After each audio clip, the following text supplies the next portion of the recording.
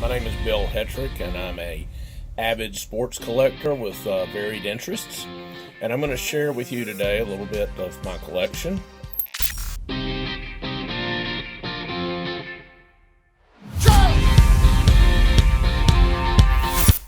Okay, Bill Hetrick back with you. I want to talk to you a little bit about my baseball collection here. So, I am a co-founder of the Mississippi Sports Hall of Fame and Museum. For many years, I've had this lithograph signed by new inductees of the Hall of Fame. I've got 140 signatures on it. This top shelf here is Mississippians who played pro ball, who are in the Hall of Fame or have had a tie, of course, to Mississippi college athletics. Will Clark and Rafael Palmeiro played at Mississippi State. They're some of the most famous Mississippians. We've got a number here. Jeff Brantley is the radio guy for Cincinnati Reds. Moving on here, Jake Gibbs used to play with the Yankees. Jay Powell on the mound for the 7th game of the World Series. I want to say that was 98 or 99 for the Marlins. I mix in some non-sports also, but people with ties to baseball. Janet Marie Smith is a Mississippian and a member of the Sports Hall of Fame, and she was, I guess, kind of instrumental, if not the most instrumental person in the move back to the retro ballparks, if you want to, with the building of Camden Yards. Janet also had a lot to do with the transformation of Olympic Stadium into Turner Field, the renovation of Fenway Park, and now her current project is renovating Dodger Stadium. Charlie Pride, famous country singing musician, was a Negro Leaguer, and he's part of my collection. A lot of others. I'm a big fan of the Negro Leagues. Cool Papa Bell from Starkville, Mississippi is prominent in my collection. And back here is a piece I put together in 1950. My dad was at the Boy Scout Jamboree in Valley Forge, Pennsylvania, and went to a Red Sox-A's game. I found the scorecard that he kept and the ticket to the game, which you can see there. So I went on eBay and found some postcards and mini pennants and put this piece together to commemorate his trip that day. Moving on, my baseball collection has 130 Hall of Famers. For the most part, that's what you'll see here, though I have interspersed some others that are important to me. The Yankees, Yogi, Larson, Reggie, great number of these guys. Was able to see a lot of them in spring training. I had great access to the Dodgers camp when I was there. I actually went onto a backfield one day and Valenzuela was pitching to Steve Yeager, and watching him were Don Sutton, Sandy Koufax, Don Drysdale, and Tommy Lasorda, and me. And I just stood there kind of out of the way, kept my mouth shut. And as they left the field, each one of them came over and signed a ball for me, which was really pretty cool.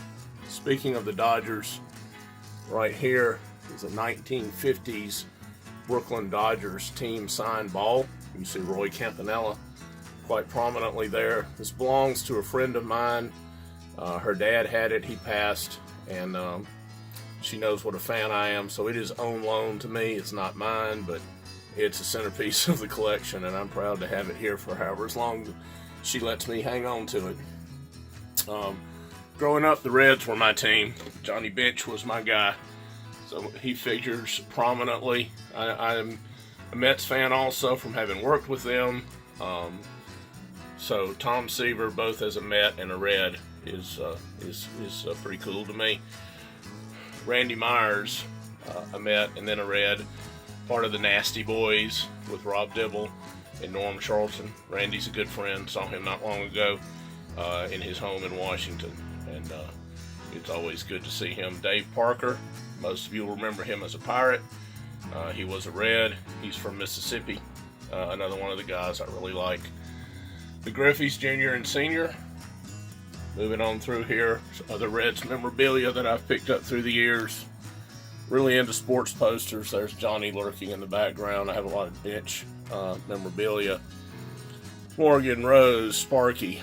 The other person that I'm a huge fan of is Henry Aaron. I got to meet Hank, and he signed this ball for me in the late 80s. I was still working for the Jackson Mets at the time, and he was doing an autograph event in Jackson, where I live, so I went, and as I was going through the line, I got up to him, and I told him I worked for the Jackson Mets, and he said, "Sit down, I want to talk to you." And I'm like, wow, Hank Aaron wants to talk to me. So I did. Turns out he wanted to talk about Terry Blocker, who was a Mets prospect that the Braves had just traded for, whom he didn't really know a whole lot about. So he picked my brain and got a scouting report from me on Terry Blocker. So obviously, to spend time one-on-one with Hank Aaron is one of the thrills of my life. The Warren Spahn ball I referenced earlier that I got in person when I met him here. Cubs. Claude Passeau, prior to the Cubs winning the championship not long ago, was the last man to pitch or win a World Series game for the Cubs, also a native Mississippian. I have a great Stan Musial story. Stan was in town, and at the time we had the Dizzy Dean Museum here. Diz lived in Mississippi a good part of his life, and after he passed, his wife donated a lot of his memorabilia to the city of Jackson, and they established the Dizzy Dean Museum. So Stan and Diz I knew were good friends, and when I found out Stan was going to be in town, I was working for the city of Jackson in the mayor's office at the time. So I contacted Stan's manager and asked him if Stan would do a public service announcement for the museum. Here's Dizzy Dean Museum. I've got 3 Diz autograph balls. And there's a mug of the Dizzy Dean Museum that I kept. Anyway, I was able to give Stan a tour, one-on-one, of the museum. And at the very end, this is, of course, early 90s. And so we had a box with a button. And if you pushed the button, you got a recording of Diz singing the Wabash Cannonball. Well, some of you may know that Musial was an accomplished harmonica player and used to play his harmonica with Diz while Diz would sing the Wabash Cannonball. Anyway, we started playing that song, and Stan starts patting his coat pockets, and he goes, "Oh, man, I wish I had my harmonica. I used to play my harmonica, and Diz would sing this all the time." Stan then reaches out, grabs me by the elbow, and proceeds to do-si-do with me through the Dizzy Dean Museum. So I dare say there's not many people who have do-si-doed with Stan Musial, but I have, and that's another one of those thrills of my life. Spring training in the late 80s, Clearwater, sold out ballpark. Back in the day, if the park was sold out, they would sit you on the field behind a rope. And I sat 15 feet behind Mike Schmidt on the ground. Could have gotten killed, but I got to sit on the ground right behind him while he played third base for the Phillies that day. That too was pretty cool. Phillies, Pirates, Cardinals, a number of those scattered through here.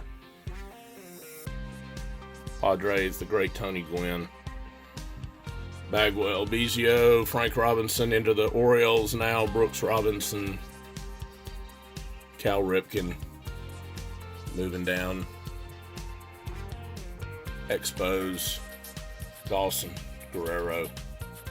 And I just knocked Laramie Tunsil on the ground. Let me pick him up. So these are some of my favorite balls now. Got a couple of Mickey Mantles. I have a couple of Willie Mays, Jimmy Fox, a couple of Joe DiMaggios, Lefty Grove, the Dizzes, as I mentioned earlier, Roberto Clemente is one of, obviously, my favorite baseballs, and a real jewel in my collection. U.S. Olympic team in '84 played an exhibition game in Jackson, and I managed the clubhouse for them that day and was able to get this ball signed by all the members of the '84 Olympic team. It's one of my more prized possessions also. I've become a big fan of the Negro Leagues of late. Toured the Negro Leagues Museum in 2017. Cool Papa Bell is one of my favorites, a native of Starkville, Mississippi, I mentioned earlier. Got Cool Papa, Judy Johnson, Leon Day, Larry Doby, Buck O'Neill, Bonnie Irvin. Ted Williams did a signing in the late 80s in Memphis, and I went up and got to meet him. He signed a baseball and several other things for me. But it's great to be able to say I actually met Ted Williams in person. Boo Ferris, many of you may not know much about Boo, but Boo's a native Mississippian, played at Mississippi State, drafted by the Red Sox, played in the early 40s. I think he was the AL Rookie of the Year in 45 or 46. Just dominant pitcher. But he hurt his arm, I think 5 years into his career, and that was pretty much it. If it had happened today, he'd have gone and had Tommy John surgery or something of the ilk, and probably would have been back on the field in a year or two. Anyway, he worked with the Red Sox for a few years, came back to Mississippi, and was the longtime and very successful coach of the Delta State University team. Some more balls down here. We got some Indians, K-Line and the Tigers. We got Yount and Molitor, the Brewers. Moving on through here, Frank Thomas. I have a lot of announcers. Jack Buck. I was extremely fortunate to get to spend an inning in the booth with Jack Buck in 1994. As part of a long story, but the city of Jackson loaned the Dizzy Dean Museum memorabilia to the Cardinals for a Gas House Gang 60th anniversary of the Gas House Gang exhibit, and I accompanied the memorabilia there, and got to go out on the field and got to spend some time in the booth with Jack. Vin Scully, spring training. Vero Beach. Vin was calling a game, open air booth, Old Town Ballpark. Back in those days, there was really good access to players and people at spring training. It's nothing like it is today. I walked up to the booth, looked at Vin. He waved me up. I walked up, handed him the baseball. He never stopped calling the game. He called the game the whole time through, smiled at me, took the ball, signed it, nodded, shook my hand, handed the ball back to me. Never missed a beat. Never stopped his play-by-play. Just amazing to me. Carlton Fisk, some Red Sox, Wade Boggs, Ricky Henderson. In the minor leagues, I was fortunate to meet both Matt Patkin and Ted Giannoulis, the San Diego Chicken. That was cool. Moving down here, of course, my Mets collection is extensive. The 1982 team had Billy Beane, Darryl Strawberry on it.